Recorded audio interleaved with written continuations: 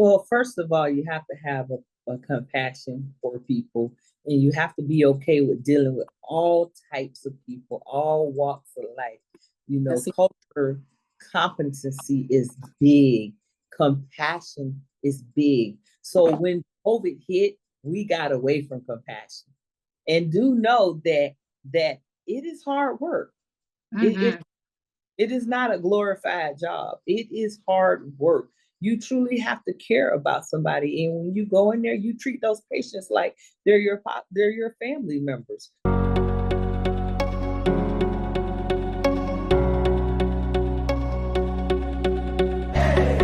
Hi, welcome to Diving Deep with Sendy. And today we're going to have my previous psychiatric mental health nurse practitioner, preceptor, Meshandra Williams.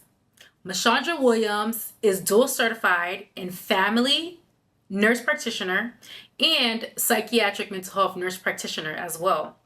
Also, Meshandra is a CEO. She is the CEO of Curves by Miche, which offers IV hydration and weight loss services. Welcome my amazing, compassionate, honorable mentor, Meshandra Williams. How you doing, Miss Miche? I'm fine, and yourself? Good, thank you. I'm so happy that you're with us today. I'm excited to interview you because you have a lot of background experience in nursing and you can teach our viewers like so much things. So I'm excited. Yes, I'm excited to be here. Thank you so much. Miche used to be my psychiatric mental health nurse practitioner preceptor, and she used to precept me. She showed me a lot of the ropes, a lot of cool tricks on how I can care for my patients. So Miss Miche, what drew you into nursing and then to become a family nurse practitioner and then a psychiatric nurse practitioner? Well, my journey for nursing, I actually started out as a CNA, and then I went LPN, RN, BSN, MSN. I wanted to make a change. I wanted to make a difference.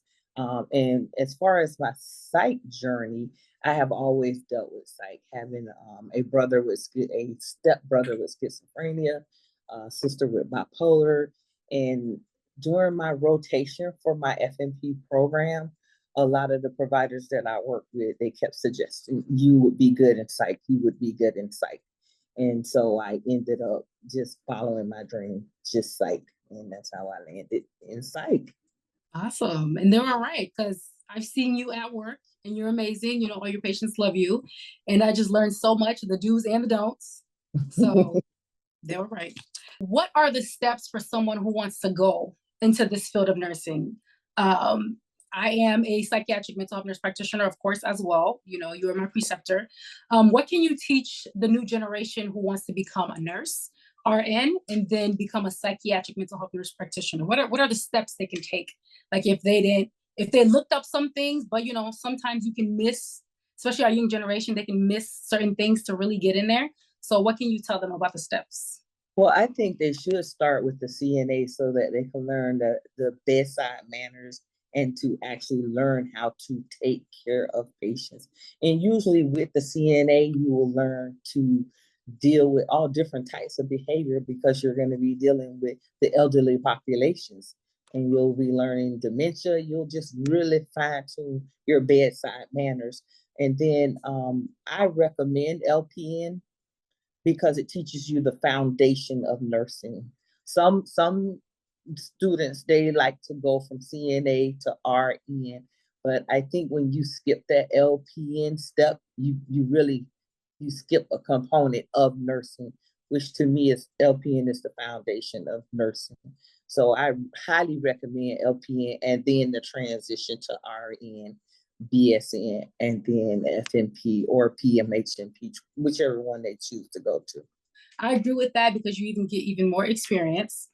How was your family dynamic like growing up? Well, I didn't have a bad family dynamic because my mother was a nurse. So she set the foundation for me early on. And my mother was a nurse and my stepfather was a pharmacist. So we kind of grew up in so my mother was Black and my stepfather was white. So we kind of grew up in a mixture of worlds. I forgot about that. Yeah, and so the hard part was dealing with not really growing up in my natural culture because we couldn't live in a Black neighborhood. We ended up living in a white neighborhood. And my stepbrother, we were in and out of group homes, in and out of mental health hospitals. He was a tyrant. So for the most part, I got into nursing then because I kept having to be the one to help take care of him mentally, take care of him. And my sister got into, she had a traumatic experience when she was 16 and she fell into depression and went into bipolar then. So I've always been my brother and sister's keeper. What was your biggest challenge in nursing school, Miche? Because, of course, we all been to nursing school. A lot of us had trauma in nursing school, just going through the curriculum and clinical and the expectations. Like, what was your biggest challenge, you feel like, in nursing? It doesn't have to be just RN, but just like in nursing in general. Well, one of my challenges was when I was going to school, I kept running into roadblocks. I think I shared this brief story with you once before. I kept running into roadblocks. One time, my mom got sick when I went back to school. They said I had a balance. Then I went to another school. They said it was another problem. And by the time I got to the third school, I was just like, what is it, Lord? What is it that I need to do? Because I keep running into these roadblocks. And one of the things he said to me was forgiveness. And I couldn't understand who was it that I needed to forgive. So that was one of my biggest challenges because I had to forgive someone. And that person was a person from my past. And I didn't know that that person was the person that I needed to forgive. So when I went to the third school for my RN program, I go to orientation and I run right into that person. And I was like, oh my gosh, I thought I seen a ghost. Like, ooh. And that voice again, you know, we always hear those voices that say, hey, that's him. You have to forgive him. So forgiveness was really strong for me through my travel. And once I forgave him, I've been on the go ever since, nonstop. So the biggest challenge was forgiveness. So you felt like you were having all these roadblocks. And then once you bumped into him, I think you told me like right on his chest or something like that. Yeah, right in his chest. Yes. So then once you bumped into him, no more issues in nursing. Gave him no more issues. Forgiveness, I agree. It is really, really big because I know a lot of times people can live like rent free in your head and you're not even noticing. Like I'm feeling like maybe it could have been like a subconscious thing. Like he's like living rent free and you don't even notice him anymore. Like it's just like kind of chronic. So I like how your spirit kind of, you know, you asked and you received. So that was awesome. Yes. So what is the one struggle that you will never forget in your whole life, but it has made you stronger today? I remember you told me a story long ago. I don't know if this is a story that you're going to tell, but it was, you know, very profound and you went through a lot that no one knows until you tell them. So what is your biggest struggle like in your whole life? You mean the one about being in rehab? Yeah, that's when I remember. Yeah, that was a hard one. So actually that person that I was supposed to forgive was the reason why that struggle was so hard, because he meant it for the bad and God meant it for the better. I went 2.5 years in a rehab, could not walk, had an 8 and 10-year-old kids taking care of me because I was in a bad car accident. I always reflect back on the movie Wrong Turn because that day I definitely took a wrong turn. And the person that I was to forgive was the one that caused the accident. And I took the impact for the car and he took the car took the impact for him. So that was something I will never forget, but I had to forgive in order to move on. So how did he do that? Like he was the one driving, or was he like the one who hit you? I was driving and he took the steering wheel. Oh, wow. His words were, if I can't have you, nobody else can. Wow. And that was the last thing I heard, and woke up 3 days later in the Wow. hospital. I But would that's like never. a whole nother topic, like of abuse, like talking about abuse and things like that. Exactly. What can you tell our listeners who possibly are going through abuse? I know this is all about nursing and of course your struggles, but this is of course part of your struggle. And I think this would help our Yeah. viewers who are going through abuse. Like what is some advice you can give them since you've been through it? Well, I can tell them to get help, and I can tell their friends and family, listen, Mm, do not brush it off, take it for serious, take it mm, for what it is, because sometimes we as friends will say, girl, get over it. That's not the answer. That is not the answer. And that's not what a person wants to hear, is to get over something that they may not know how to get over.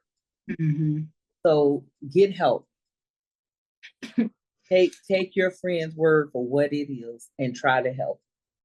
So when they say get over it, they mean get over that it happened or get over him, like stop being with him because he's abusive.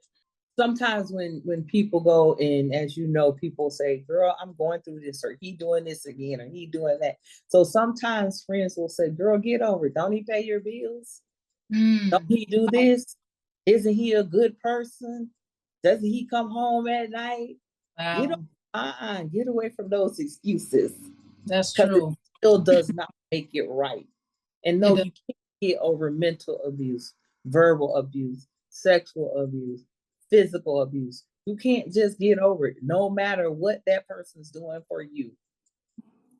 Do I, not accept it. Do not accept that is profound that you said that because I've heard that from an elder before, not to me, but like to someone else. The elder was like, well, you are being abused, but that's your child's father and he's taking care of you and the kids.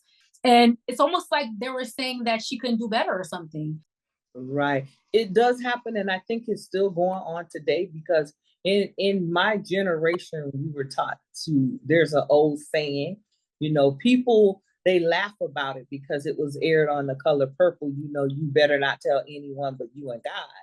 But the Mm, thing is, that's still going on today in some of the households, is you better not tell anyone. And then a lot of women feel like, I don't want anybody to know my business.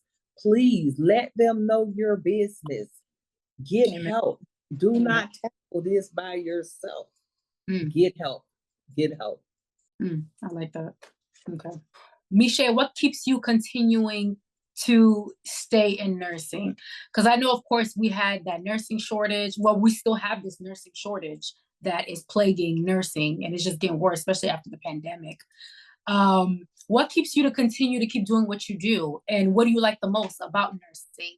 And so you can tell us what's the most challenging, what keeps you going, and what do you like the most?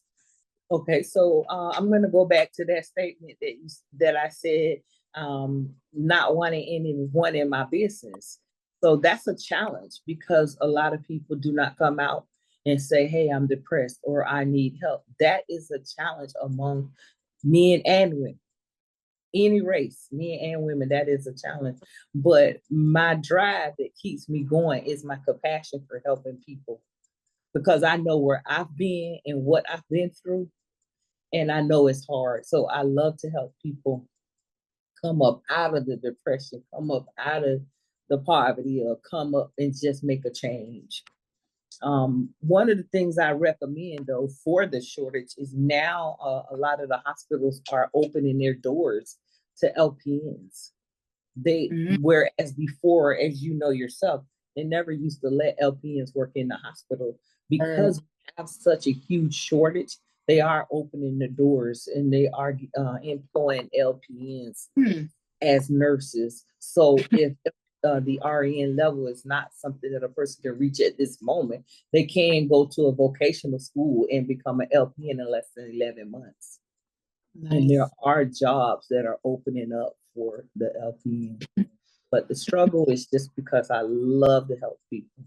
Well, not necessarily the struggle, but the passion. So it's funny that you say that because I remember when I first was a nursing graduate, they were trying to phase LPNs out of the hospital.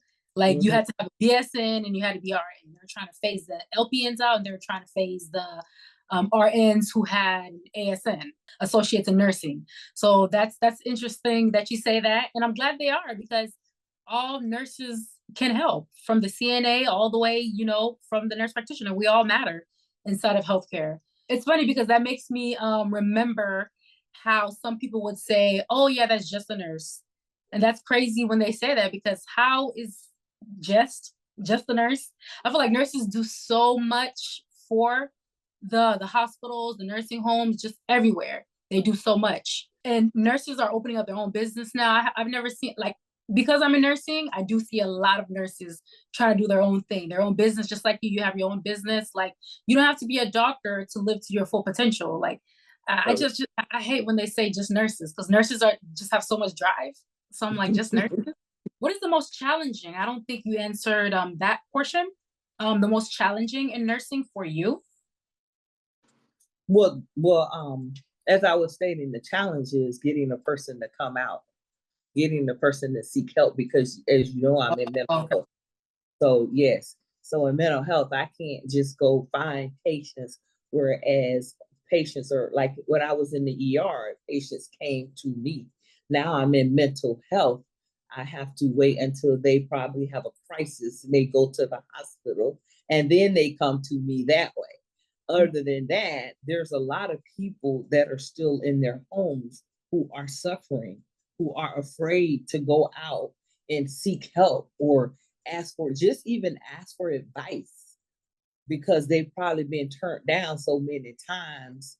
Um, before now, mental health was not that available to some certain class of people, maybe the homeless class, or a person who didn't have money, a person who was on maybe Medicare or Medicaid. It was not that available as it is now. So those are some of the challenges that are faced. So, what advice would you give to our listeners, Michelle, who want to get into nursing? Um, just, you know, the type of heart, of course, you have to be compassionate. That's what nursing is all about. What is some advice you could give to our new nurses who want to come into this profession? Well, first of all, you have to have a compassion for people, and you have to be okay with dealing with all types of people, all walks of life. You know, culture competency is big, compassion is big. So when COVID hit, we got away from compassion because we weren't touching people, we weren't close to people, we weren't at the bedside as much. We had on masks, gloves, and gowns. So the real compassion of taking care of someone, we got away from that. So you must first have all those attributes, and do not go into nursing just for the money. You will burn really fast. Stressful enough. Huh? No, I said it's stressful enough. If you're going for the money, you're gonna be pissed off a little bit. Exactly. Wrong answer. Wrong answer. And do know that it is hard work. It is not a glorified job. It is hard work. You truly have to care about somebody, and when you go in there, you treat those patients like they're your family members, because you will want someone to treat your family the same way that you're giving the care to that patient. You want someone else to give that care to your family member. So, and again, like I said, my road was CNA, LPN, RN, BSN. I still stick with that. I'm old school. I'm a little old school. So I always say, because cost wise, if you go to the LPN program, you will get the CNA program. It's cheaper to go to the vocational school first. Then you will knock off 1 year into the RN program. So then you will go to the RN program, but you can go to a program where you can get the RN BSN bridge that will knock off another 2 years. So there are different options, but weigh your options, look at the cost and the time that it takes to get there. I like that. Yeah, I haven't heard of that route. You know, you get your LPN, and then after the LPN, instead of going to an ASN program, you go to straight to a BSN, a bridge, or into BSN after the Correct. LPN, right? Correct. Nice. Yeah, there's just so much bridges in Mm, nursing. yes. And the other bridge is people who have their BSN and other things like psychology or anything else, counseling, they can definitely bridge. I think it used to be 1 year. I don't know if it's more now, just to kind of get your BSN and become RN. Yeah. So nursing has so many options just to come in here. So as we're talking about Miche, you being a businesswoman, um, you offer the weight loss clinic, you offer the IV infusion, um, and you are more than a nurse. More than a Yeah. nurse. Yes. Yeah. Nurses just have so much drive for many other things. So can you tell us more about your business in the weight loss clinic, the IV infusions, how you help your patients lose weight? I know you were telling me more about it and how, since you're in mental health, you kind of deal with their mental health as well to kind of help them lose that weight. Okay, so I look at I look at weight loss from the standpoint of depression.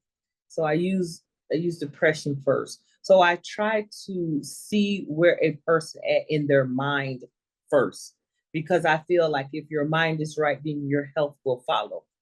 Mm-hmm. Your better health will follow.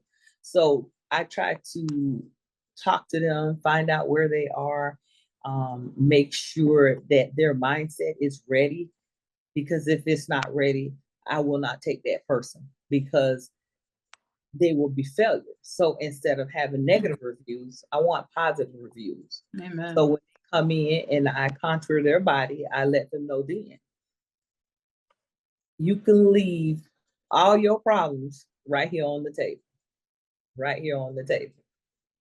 And that's normally what they do. I have people come on a weekly basis because sometimes they're like, this is my mind reset.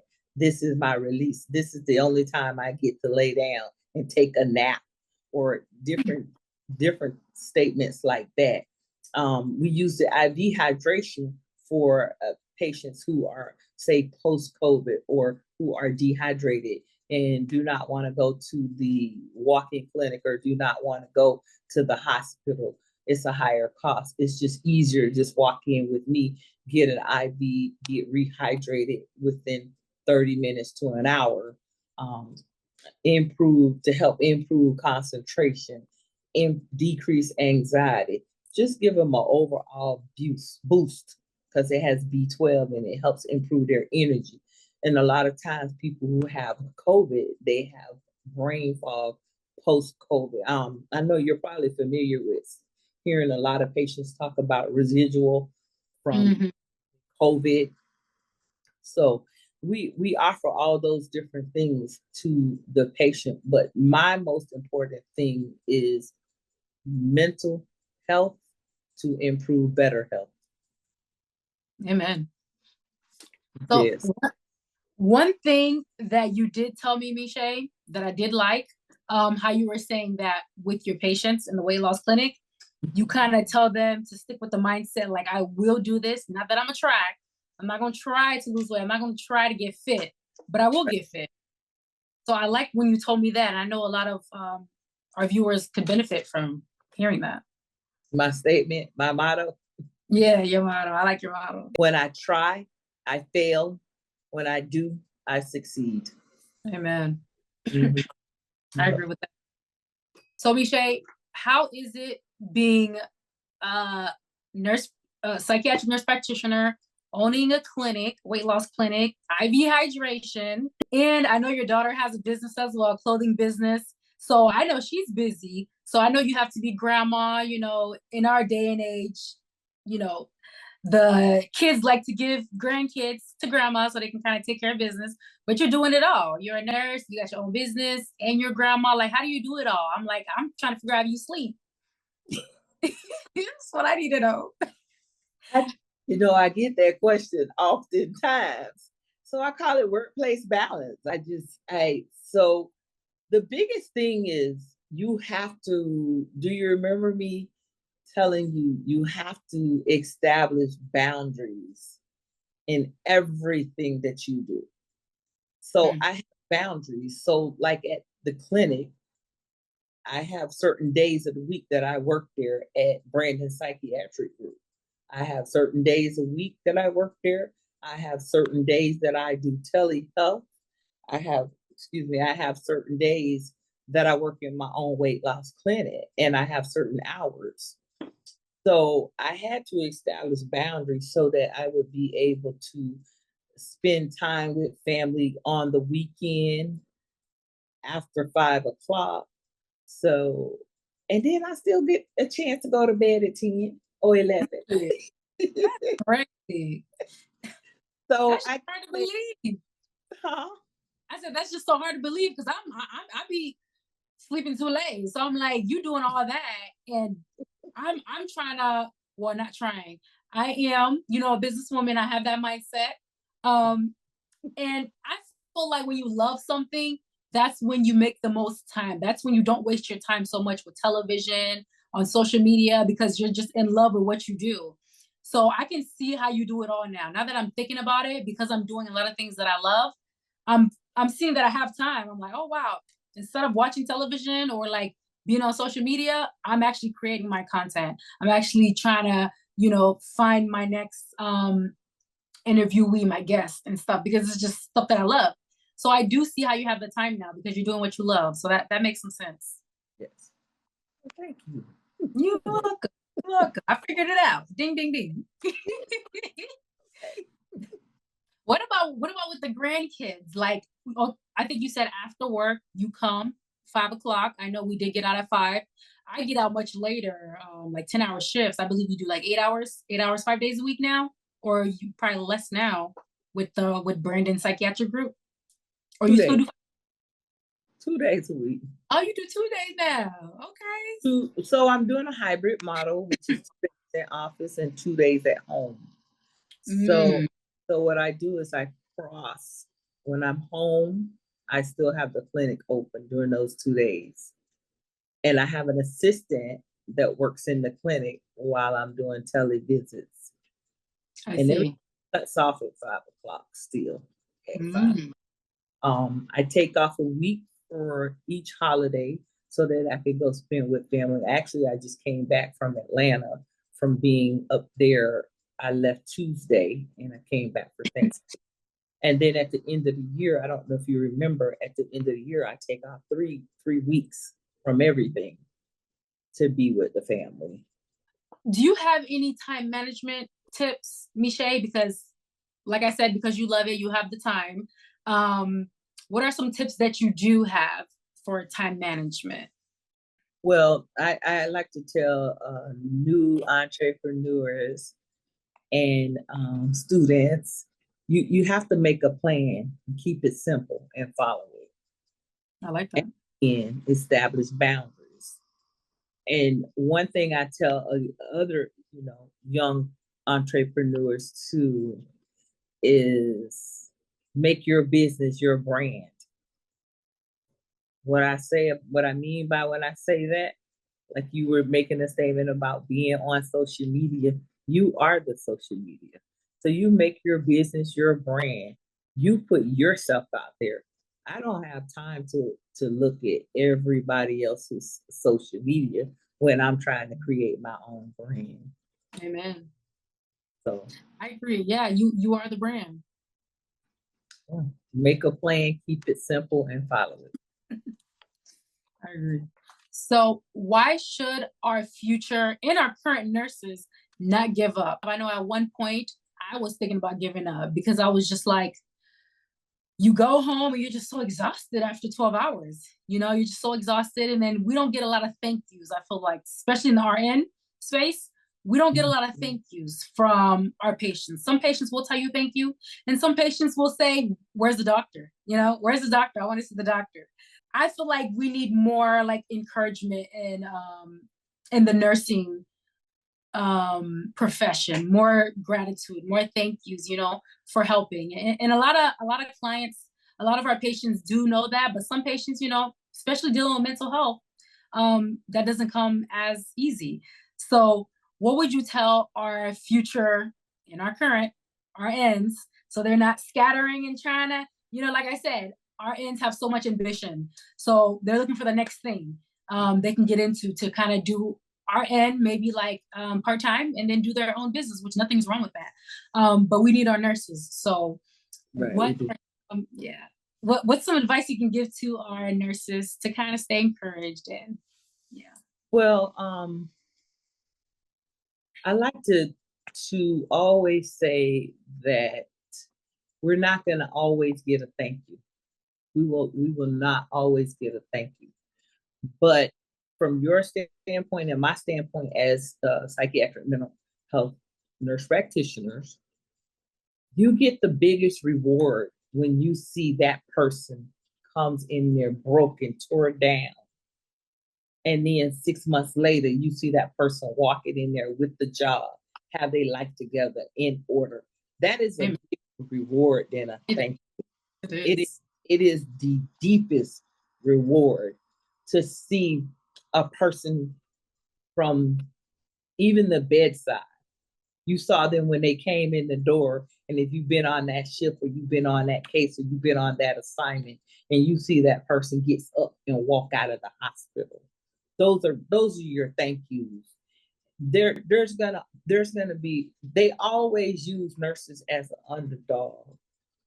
Mm-hmm. But the doctors know that they cannot do it without a nurse. Amen. They know that they cannot do it without a nurse.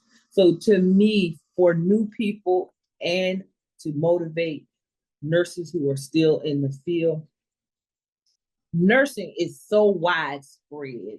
Get your med-surg experience, go to different areas. There are so many different jobs in nursing. Before you say, I'm burnt out and I'm done, try a different area. Try a different area. You will find the area that will meet your needs and will give you the same reward. A lot of nurses, I used to tell them who used to be burnt out on med-surg or med tele floors, and I would say, maybe you need to go in the ICU because that's one-on-one care. And you see a person who's overdosed, and then you see them, you care for that person 2 or 3 weeks, and you see them get up and walk out. You just saved a life. Amen. By nursing skills. Everybody who worked on that team has a greater reward. So in all different aspects of nursing, there's a bigger reward for what you played a part in. So that's why I said in the beginning, you have to have a passion for nursing. You do. Yeah. I agree wholeheartedly. I was telling my cousin who, I'm hoping she still wants to go into psychiatric nurse practitioner, but she was asking me like for advice, what do I like? And I told her the parts that I like the most is that I can see my patient come back and they're feeling so much better. And they're thanking me, saying thank you, and I can see the whole turnaround in their life. And a lot of times when you're in the hospital, you don't get to always see that.